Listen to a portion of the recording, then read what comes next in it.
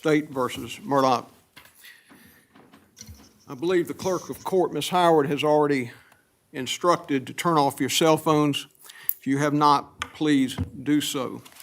The courts in South Carolina are open, and we appreciate those who are present and here to observe, not participate. For those present who are not arguing in this case, please do not disrupt the proceedings. Any outburst or disruption will result in sanctions for contempt of court. As we proceed with the argument, just want to notify counsel that on the primary argument, as you begin your 20-minute allotment, 5 minutes will be given without court interruption. So you'll have 5 minutes before we jump in with questions. It's gonna be tough, Chief. And we'll have to show some restraint to do that. At the end of the first issue on the post-trial motion for a new trial based on alleged misconduct of the clerk of court, and before we get to the underlying trial evidentiary challenges in that matter, we will take a short break. And I believe, Mr. Harpootlian, you're going to handle the first issue? Yes, Your Honor. We're ready to proceed. Please record, Your Honor. Yes, sir. Good morning. Good morning, and as I understand your instructions, I get 5 minutes without being interrupted? That's right. Wow. Well, first of all, I want to thank the court for, I know, what has been a very diligent effort to wade through this record, a 6-week trial, and then a post-trial hearing that went a few days with additional, 2 hearings, I think, with additional record. So this is not a simple matter. But before I get to that, I want to just remark on this. As I came into this courtroom this morning, I'm reminded that half a century ago, I sat right about there as Chief Justice Woodrow Lewis had us stand and hold our hands up to be sworn in as new members of the bar. All of us could fit in this room. That's how long ago that was. But one of the things that impressed me that day was the oath, and part of that oath was that we swore to uphold the Constitution. And as I stand here today, I'm honored to be arguing about how to interpret that Constitution, the Sixth Amendment specifically.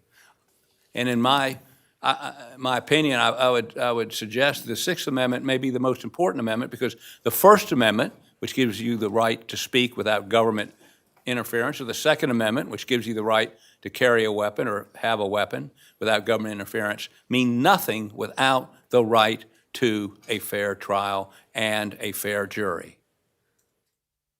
So this matter we're discussing this morning, a fair trial, a jury not poisoned by outside influences, I would submit to you is 51 years ago, as I stood there, I did not realize what I was swearing to do, but I do today.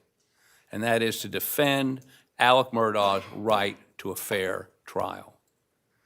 And I've got to admit, in the 51 years since then, I've never seen a factual pattern like this, where the clerk of court sets out to influence the verdict, to get a guilty verdict for financial gain. Now, I do want to go to the record fairly quickly and summarize it so that there's no misunderstandings. Rhonda McElveen, who's the Barnwell clerk of court, was asked by Becky Hill, the Colleton clerk of court, to assist her during the Murdaugh trial. She testified under oath that she was told by Ms. Hill that she, being Ms. Hill, might write a book because she needed a lake house. A guilty verdict would sell more books. That was said before December of 22. We didn't pick a jury until January of 23. The best way to sell books was a guilty verdict. A guilty verdict would be better for the sale of books. So she explained she had a financial incentive for a guilty verdict. She also made comments to her like, don't be fooled by the evidence presented by Mr. Murdaugh's lawyer. Watch him closely. Just before he testifies, look at his actions, look at his movements. Identical to the statements that I'm going to read you in just a moment by the jurors as they were questioned. Juror P, on the day Mr. Murdaugh was taking the stand, Becky Hill made a comment, watch his body language. Juror X, prior to Mr. Murdaugh's testimony, Juror X heard Becky Hill say words to the effect of, looks like the defendant's going to testify. This is an important day. This is an epic day. It's rare for a defendant to testify. Juror Z, watch his actions, watch him closely. In addition to that, Juror Z said in an affidavit and affirmed in court that Ms. Hill told her not to be fooled by the evidence presented by Mr. Murdaugh's lawyers, attorneys, which she understood to mean Mr. Murdaugh would lie when he testified, and that Ms. Hill instructed the jury to watch him, Murdaugh, closely immediately before he testified, including look at his actions, look at his movements, which Juror Z understood to mean he was guilty. Alternate Juror 741. Before the defense put up their case, Ms. Hill told the jurors the defense is about to do their side. They're going to say things that will try to confuse you. Don't let them confuse you or convince you or throw you off. Hill told Juror 741 Murdaugh was going to testify before he testified. That's what the jurors said under oath. That's what the Clerk of Court of Barnwell County said under oath. Judge Toll, from the bench, said at the conclusion of the hearing, asked the question, did Clerk of Court Hill make comments to any juror which expressed her opinion as to what the verdict would be? Ms. Hill denies doing so, and so the question becomes, was her denial credible? I find the Clerk of Court is not completely credible as a witness. Ms. Hill was attracted by the siren call of celebrity. She wanted to write a book about the trial and expressed that as early as November 22, long before the trial began. She denies that this is so, but I find that she stated to the Clerk of Court, Rhonda McElveen, and others her desire for a guilty verdict because it would sell books. She made comments about Murdaugh's demeanor as he testified. She made some of those comments before he testified to at least one and maybe more jurors. The Clerk of Court allowed public attention of the moment to overcome her duty. Can we consider the egg juror's affidavit? I'd like you to. Well, in the record, of course, you mentioned during the hearing, she's across the street. Judge Toll said, no, she's not going to testify. She let the alternate juror testify for impeachment of Ms. Hill. That's Correct. what her stated reason for was during the hearing. What was the rationale for her not allowing the egg juror to testify? I don't know. Because as you point out, if Juror 741 was to impeach Becky Hill's credibility, now, of course, she was not a deliberating juror. Well, neither was the alternate. Correct. Who did testify. Correct. So my question is this, and I'm sure Mr. Waters will cover this. If the egg juror's testimony was just as theoretically impeaching as Juror 70 or the alternate juror's testimony, 741, why wasn't the egg juror allowed to testify? And I'm not sure that she stated a coherent reason other than she wasn't going to. Remember now. But she said her affidavit is in the record, so we know what she said, Ms. Hill said, Right. and we now know what Ms. Hill said she didn't say. Yes. So I take that to mean that it was considered. The egg juror's affidavit was considered by the court, and we can consider it. In our defense, when you look at the record, remember, we were starting off with no one was going to examine anyone under Judge Toll's initial order. And then it was a moving target. Then there was going to be some that were going to be examined. We weren't going to be allowed to examine. Then we were allowed to examine. So it was an evolving process. If she, in fact, considered the egg lady's affidavit, she did not cite it in her order, just as she did not cite Juror Z or 741's statements about do not be fooled, comments about how the attorneys are going to try The to state deceive you. argues in its brief that Judge Toll, in making specific findings as to certain things jurors did say, was an implicit rejection of the other statements the jurors said Ms. Hill made. What's your response to that? Well, I would say that's wholly unsupported by the record. I mean, a judge in an order is going to say what they considered, and they should say what they didn't consider and why. This implicitly, I mean, the statements by 741, by Juror Z, and by the egg lady, all had bearing on Clerk Hill's credibility and what happened. It's critical. And let me say this also. Even if you didn't have what they said, if a judge, as the jury came in on the day Mr. Murdaugh was going to testify, said, it's an important day, it's an epic day, you better watch how he testifies, and doesn't say that about any other witness, except some sort of charge at the end of the case, or maybe before, but specifically points that out? Mr. Harpootlian, let me ask you this.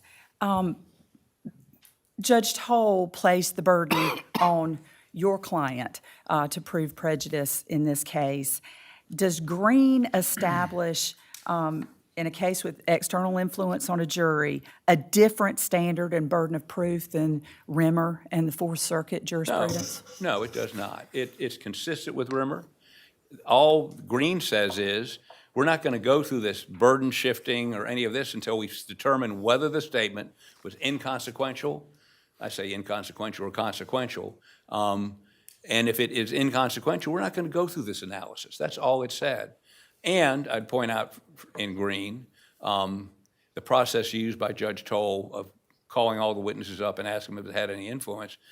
Judge Hill, in a footnote in the Court of Appeals Green decision, points out that 606B, he says it's not raised in this case, but should we be asking jurors anything about verdicts? And that's another complicating factor with the process that Judge Toll used. So that's an interesting point, because Rule 606B says that you can't consider the effect of something on jurors, because otherwise you're invading yes, sir. the thought processes of the jury. But how could the state rebut the presumption without doing that? Well, I mean, I think very simply, all the other cases that you look at, if you look at like Parker versus Gladden, where a deputy says he's an evil fellow and, he's guilty. Right. They say, you can't rebut that. That's not rebuttable. And so he gets a new trial. But in Parker versus Gladden, they talked about the prejudice. Well, the prejudice is apparent. If you use the standard some of these cases use, which is the hypothetical juror, would it objectively influence the hypothetical juror? I mean, I think that's what the state has to do, is say these comments would not affect the hypothetical juror. But in your brief, you also say that the presumption ought to be irrebuttable. Are you standing by that here today? Are you wanting us to follow Rimmer and Parker and say it is rebuttable, but you have to use the objective standard on an average juror in considering the effect? Well, it is. I would concede that it should be rebuttable, but in a situation like Parker versus Gladden, I don't know how you rebut it. I mean, it may just be it's rebuttable, but there may not be any way to rebut it. So in some circumstances, the conduct can be so reprehensible and egregious, it becomes a de facto structural error. Well, I read your opinion, Rivera, Court of Appeals, on structural error, where the judge refused to let the defendant testify in a death penalty case. And I've digested, or as my wife would say, digested, not digested, I'm sorry, that case and the structural error analysis. And I must say that Mr. Griffin and Mr. Barber and I have had a significant discussion on whether that would be structural error as opposed to not letting a defendant testify in a death penalty case. It could be, but I don't think we need to go there for this opinion, for this case. I think the Clerk of Court tells everybody that'll listen, I need a guilty verdict. She tells everybody, so I can make money. She tells everybody, so I can buy a lake house. And then she proceeds to talk to jurors, not about inconsequential things, but focus on how to view the defendant's testimony, and to juror Z and to juror 741 into the egg lady, don't believe him, don't believe his lawyers. I mean, that's, I submit, more than enough to meet the Parker versus Gladden standard, or the Cameron standard, or I think it's Bennett, the case we looked at, I just looked at yesterday. All of those are cases in which there's no question what was said wasn't inconsequential, wasn't neutral. It was an effect to influence. Is it a finding of fact or a conclusion of law by Judge Toll where she wrote on page 31 of the record, this court further finds that the improper comments made by Clerk Hill were limited in subject and not overt as to opinion? I know you say that language was put in there by the state in its proposed order. I don't want to talk about that because she signed the order. But is her finding that the statements were limited in subject and not overt as to opinion a conclusion of fact or law? That's a conclusion of fact, which gives rise to a conclusion of law. But that statement is wholly unsupported by the record. And I would submit an abuse of discretion. And how about her finding that those comments were cured by Judge Newman's overall jury instruction that the verdict was to be based on the evidence presented and the law as he gave it and not on anything else? Well, then you would never have, as long as the judge gave the appropriate charge at the end of the case, you'd never have a case of jury tampering. You could have somebody bribing a juror, and according to her reasoning, they well, yeah, I took the money, but I'm not going to do what I said I'd do. I mean, it's. I don't believe for a minute that is an appropriate analysis of the law. Whether I believe it or not is really irrelevant. So the allocation of the burden of proof is not dispositive in your judgment. Even if it was erroneously assigned to you, you believe you met that burden of establishing prejudice because of the nature and frequency, the pervasiveness of these comments by the clerk.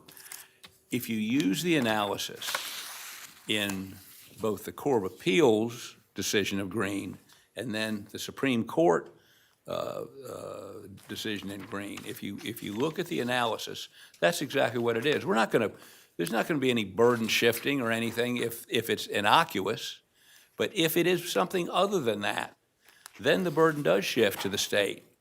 And we've met our burden. There's no second. She had a two-prong test. Second prong was, did it affect the verdict? Well, I mean, if somebody that can't work for Rule 606B for one, but more importantly, you're asking jurors to unpack for you what influenced their verdict. How did they get there, which you can't do under 606B, and people can't do, period. I mean, if somebody had walked in there with a gun and threatened everybody and then left, and the jurors were polled a year later saying, no, I thought the evidence was overwhelming. It didn't matter whether somebody walked in with a gun or not. And overwhelming evidence is not the standard. This Sixth Amendment, I was going to go somewhere historical. I'm not going to do that. But yeah, I am. The Sixth Amendment was based on, as you know, English common law. In the trial of Aaron Burr in 1807 for treason, this is not for killing Hamilton, this is for trying to sell part of the United States to Mexico. He was a piece of work. Chief Justice Marshall quoted from Lord Coke, or Coke, who said, a juror must be as indifferent as he stands unsworn. His verdict must be based upon the evidence developed at the trial. This is true regardless of the heinousness of the crime charged, the apparent guilt of the offender, and the station in life which he occupies. You can't say it any clearer, and that's what the Sixth Amendment guarantees. And that didn't happen in this case. We understand that everyone, regardless of the heinousness of the offense, the character of the accused, or the apparent guilt of the accused, in no manner diminishes the right to a fair trial. In your effort to set up that this is a man for all seasons moment, we understand the gravity of the situation and the entitlement of every individual to a fair and impartial trial. Your Honor, I never doubted that for a moment. I think I was saying that more from me than you, because it's such a great quote, and again, came up during Aaron Burr's trial, who's such a terrible person, but even he was entitled to a fair jury. You know, we quote in our brief, and I want to expand on it just a little bit. If you look at United States versus Elbaz, which is a Fourth Circuit case written by our own Jay Richardson, he details what Remmer requires, what the, to trigger the presumption, the defendant must introduce competent evidence of extrajudicial juror contacts that are more than innocuous intervention. And I submit we've done that in this case. But the presumption's rebuttable. The government defeats the presumption by establishing there exists no reasonable possibility that the jury's verdict was influenced by an improper communication, which was not done in this case. And you should exclude, well, at least one, I would point out, Juror Z said it did. I mean, if we're going to go that way, now it may have been ambivalent. Judge Toll says, I said in the record, it can be both pressure from the jurors and what Clerk Hill said. But I don't think we need to go there because 606B and almost all the cases about external influence don't allow you to ask the jurors questions about how they got where they got. Part of Parker versus Gladden was that the Sixth Amendment was violated because the bailiff there who said this person's guilty, this wicked fellow, whatever, became a witness in the case. Is that what you're saying Clerk Hill became in this case? Well, not necessarily. What I'm saying, Parker versus Gladden, they only needed 10 or 12 to get a conviction. And the Oregon Supreme Court said, well, we had 10 that weren't influenced by whatever the bailiff said. The Supreme Court said very clearly, it doesn't matter, you're entitled to 12 impartial jurors. Also, that was the case in which the United States Supreme Court adopted, through the 14th Amendment, the Sixth Amendment to the states. So that's the reason I like Parker, because it's got so many different levels that are very helpful in this case. And in Parker, did it took 10 to convict in Oregon, right? Yes, sir. How about Judge Toll's finding that even if the state had the burden, she found any possible presumption of prejudice was overcome by the facts and the court's findings? She did conditionally rule that if I'm wrong about the burden, then the state has overcome that burden. Well, The presumption, excuse me. two things. One, she doesn't detail what that overwhelming evidence is.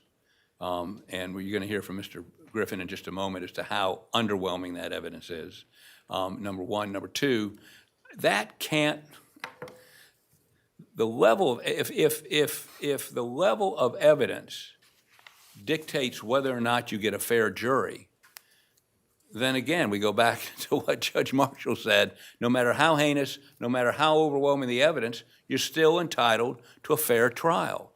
I mean, if only the people that may be innocent get a fair trial, then our Constitution isn't working.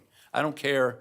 I would submit this court shouldn't care. No one should care when there's a Sixth Amendment violation like Becky Hill committed in this case. And let me say this. I know my time's up. We spent months getting ready for this trial, weeks, 6 weeks trying this trial, more months finding jurors to talk to and find out if the court could talk to them. We had more hearings, more briefing. Nobody wants to do this again less than we do. But that's not the issue. It's not how much trouble it's going to be. It's what is Alex Murdaugh guaranteed to under the Sixth Amendment. Thank you, sir. Thank you, sir.